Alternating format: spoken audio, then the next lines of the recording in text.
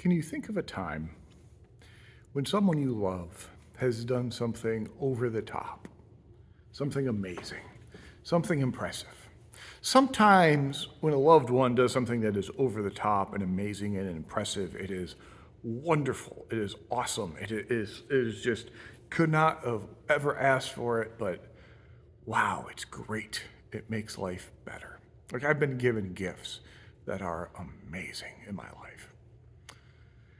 And sometimes we are given gifts that are amazing, but problematic. Amazing, but can make things difficult. Not because the people that we love and the people that love us intended to make our lives that much harder, but, things just kind of work out the way they work out sometimes. That's what Paul is dealing with the church at Corinth. Some people who love him. Some people who love the church. Some people who want to offer their finest have done so, and they've made an offering, they've made a gift that is just extravagant and amazing and deeply problematic. They've offered meat. As we talked about last week, meat in the first century Corinth and in first century Christianity, right? Meat was most often eaten by sort of common folk when it was given to them in the worship of Greek or Roman gods, Apollo, Zeus, Poseidon, Athena, etc. Because meat was just simply too expensive otherwise, and so it was only the really rich that could afford to eat meat on a regular basis. So meat is worship of Roman gods, because that's what they had done all of their lives. And so there are people who are offering meat in worship at the church in Corinth, and this is just extravagant, but it's causing problems. And Paul is writing to the church about this, and we started to sort of think through what he said last week. The other sort of half of what he argues, in addition to what we talked about last week, is that Paul talks about rights. He wants to talk about his rights. He points out, this is in 1 Corinthians 9, he's an apostle. He is the highest position, the highest authority you can have in the church. Before Easter, the first Easter, the 12 followers of Jesus were called disciples. After Easter, those 12 disciples are now called apostles. And Paul is added to their ranks. He is an apostle. He has met Jesus. There is no one with greater authority in the church, right? He has seen Jesus. The fact that this church he writes to, this church at Corinth, like the fact this church exists is a testament to his position and his authority and his power and his effectiveness, right? That there are churches that exist is a testament to how impressive Paul is. And so he asks, 1 Corinthians 9, do we not have a right to eat and to drink, to be supported for the work that we do? Is it only Barnabas and I who do not have this right? It would be crazy to say they wouldn't have this right. They have the right to be supported by the church which they have founded. To say that they don't have this right would be as crazy as to say that a soldier should pay for his own expenses and buy his own equipment when he goes off to fight for the kingdom or for the empire, right? Or it'd be as weird as a farmer growing grapes but not being able to drink any of the wine, or as weird as having a flock and not being able to drink of the milk. Like Paul just is piling up these examples. Like he has the same right to be supported by his work as a soldier has to be supported in his service. Like it's just crystal clear. He has this right. And this is not like a human right. This is not established by the laws of humanity. He points out this is in Torah. It's in Torah and the teachings of Moses. Deuteronomy 25:4, you shall not muzzle an ox while that ox is treading out the grain. Which does take just a moment of explaining to visualize what's happening when you cut down a grain with a scythe, you have bundles of grain, except it's the stalk, and then you have at the top, the grains are attached to the stalk, and so you throw those all into a pit, and then you lead an ox down so it stomps on the grain, and the act of stomping on that grain separates the heart, the kernel, from the stalk. And then to actually get the grain by itself, you go down there with pitchforks and you throw it all up in the air. This is why it has to be in a pit, so that as it goes up, as it gets above the surface area, as the wind blows, it would blow away the chaff or the stalks, and then the seeds, the kernels, the grain would drop back down. And so this is a teaching in Deuteronomy 25. You are not going to muzzle or cover the mouth of an ox who's treading grain. You can't stop someone from eating when they're doing the work to make sure you have what you need. And so this is the logic of Torah. It would be a cruel master who would stop the ox from eating while the ox is doing what's necessary for the master to eat. So Paul writes this, explaining to a non-Jewish gathering of people how the Jewish people understood this.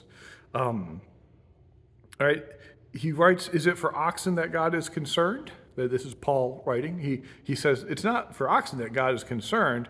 It was indeed written for our sake that whoever plows should plow in hope, and whoever threshes should thresh in hope of a share in the crop. Do you not know that those who are employed in the temple service get their food from the temple, and those who serve at the altar share in what is sacrificed on the altar? In the same way, the Lord commanded that those who proclaim the gospel should get their living by the gospel. And so he then continues to point out, like, the way that this logic, the ox treads out the grain, isn't going to be blocked from eating, is this. He points out this is the same logic as which the people who serve in the temple in Jewish law, they eat from a portion of what is sacrificed at the temple. And so it's just a fascinating way to build an argument, so that those who think Paul is a real bum, no more valuable than a beast of burden, and those who think Paul is amazing, that he is as high up in caliber and quality and status as one of the priests of yore, right? They're both cared for in the same way, Paul points out. Like, you have to support the people who are serving you, whether they are the lowly ox or the priests who are on high. Like, either group of people is served, and you can view me either way. The logic is the same. I have a right to be supported by you. 9:11, if we have sown spiritual good among you, is it too much if we reap our material benefits? If others share this rightful claim on you, do not we still more? So yes, Paul and Barnabas have the right to be supported by the church, and yet they have not asked for this or requested it. They wouldn't have accepted it, because they didn't want anything to get in the way of their work, starting a church to help people hear the good news. And this is still a good way to look at life today. Those who have the church have the right to be paid, and like Paul, they have the ability to waive that right. Maybe one day I'll be in the position to be able to do what Paul did back then. It won't be this month, and it won't be next month either. Maybe one day. But this argument that Paul is making about having rights, it is in line with what shows up in other places in Scripture. The Bible talks about rights. And if I had to summarize what the focus is, it seems to be very concerned with the rights and the welfare of common people. The right of a family to have its farm returned to it in the year of Jubilee if the farm is lost in debt. It's Leviticus 25, every 50th year. All land reverts to the family that originally owned it, so that no family would be left destitute. Right? It is concerned for, like, the priests, the servant of the people, that they would have a set number of cities in which they could be housed. They would always have a home. They would not be destitute. There are reminders about the rights of the common people throughout the Old Testament. Psalm 82 has a call to maintain the rights of the afflicted. Proverbs 31 has this reminder to defend the rights of the poor and the needy. Isaiah 10, the prophet calls out to Israel not to rob people of their rights. Right? So there is this theme of rights in the Bible. And I believe there are times when it is absolutely essential to stand up for people's rights. I think it's important to be clear about the difference between types of rights, right? Jews had a right, for example, that they could not be convicted unless there was the word of two people who agreed, so that one person couldn't hold a grudge at you and get you convicted of something. And this is a right, and this is the type of right that should never be allowed should never be allowed to pass on, right? It's a right to due process, we would say this today. It was important then, it's just as important today. There is a different type of right that comes up when Scripture talks about revenge. Right? The eye for an eye and a tooth for a tooth was the right to take revenge, but no more than an eye for an eye and a tooth for a tooth. And then Jesus comes along and talks about revenge, and he says, not even an eye for an eye and a tooth for a tooth. In fact, turn the other cheek. So Jesus is saying, let go of your right of revenge, because there is a right.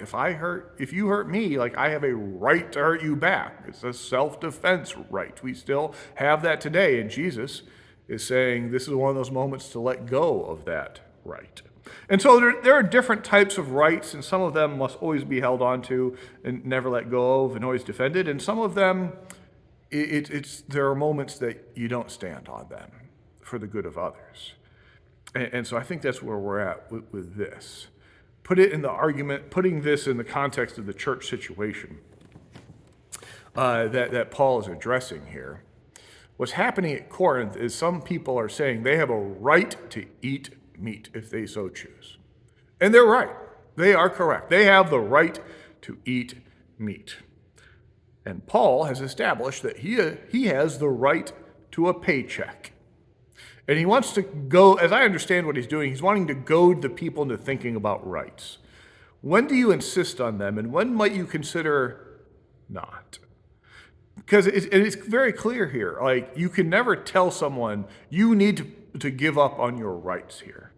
Paul doesn't do it. Paul never explicitly says, you can't eat meat. You can never tell someone to give up their rights.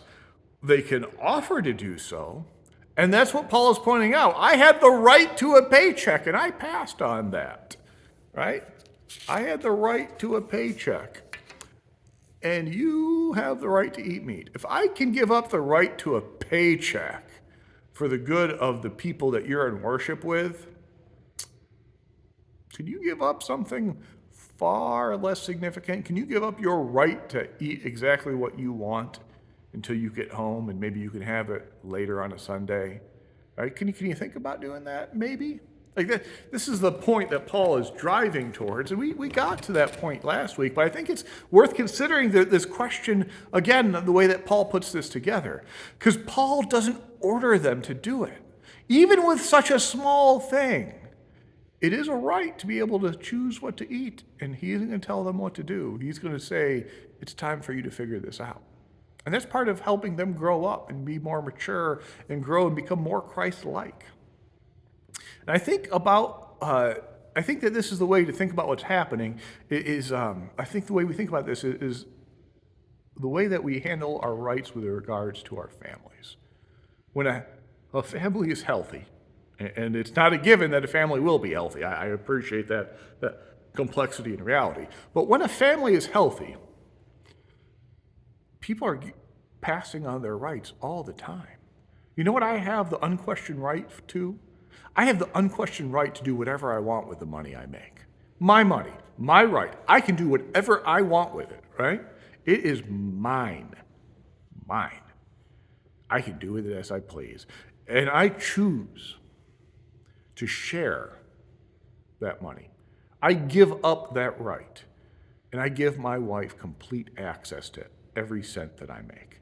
I choose to give 1/10 of the money that I make to the church, though I give intermittently because I tend to forget, and then I realize I haven't given in 2 or 3 months, and I have to write a big check and catch up. I do give 1/10 of my income to the church. I just am a bum about keeping up to date on it. It is embarrassing at times. The point being, all right, we make these decisions when it comes to family. I choose to support my children. I have the right to do what I want with my money and to do what I want with my time, I give up that right for the good of others. And I put their good before mine. I'm doing so, I do so because it's in service of others. It's in service of something bigger than myself, of something that I believe is more important. It's in service of building a family, of building church, building community, and being faithful, right? I think it is this practice. This is the type of thing that Paul is pointing to, the type of practices that are necessary to build up mature followers of Jesus who see the church as a place to practice being healthy, key word there, healthy family, right? It's the type of thing like when people gather around a table, like if you're family, you gather around the table and you know one person who's going to gather at that table is allergic to seafood, you don't serve fish. Like that's just what you do as a healthy family. And this is that same logic. If gathering around that table you serve meat and it's going to cause people some real problems, you don't serve meat. And if that's what it took to be able to gather the family together, that's what I do. I have the right to eat whatever I want. I can pass on that right for the good of the family. And then as a family, you get together, you have that meal, and you speak up, and you're heard, and you pass the potatoes. But that's the act of being family that involves some people speaking up about what they need, and other people being willing to listen. And that's the act of the process, the practices that make family healthy. It is my prayer and my hope that in gathering around the communion table and doing so often, we are becoming more Christ-like as a family, such that we have a place in our lives where we're learning and experiencing, practicing what a healthy and healthier family looks like. Some of us have been blessed with healthy or healthy-ish families. Some of us have not. Here at church, we share that. For those of us who have healthy families, we share that gift. For those who need to figure out what that means, we're practicing. We are grateful to receive that gift. All of us need a family, need a place to be seen, need a place to be heard, need a place to be understood, a place to be welcomed. And that's what Paul is arguing for, saying that is what matters here. There are times when it's more important to give up your rights so that the table can be full. For we would be incomplete if anyone didn't come to the table because of what was served. And if that's what it takes, if we got to eat differently to make sure everyone can be involved, if some of us have to be more flexible than others, that's okay. That's what it takes to be family. And I think that's part of what it means to be made in the image of God and be growing into that image, to know that God is Father, Son, and Holy Spirit, a family. That's what we're meant to be. That's what we're called to be, family, bound together in love, hearing, being heard, coming together to give and to receive and to be filled and fulfilled in the process. Amen.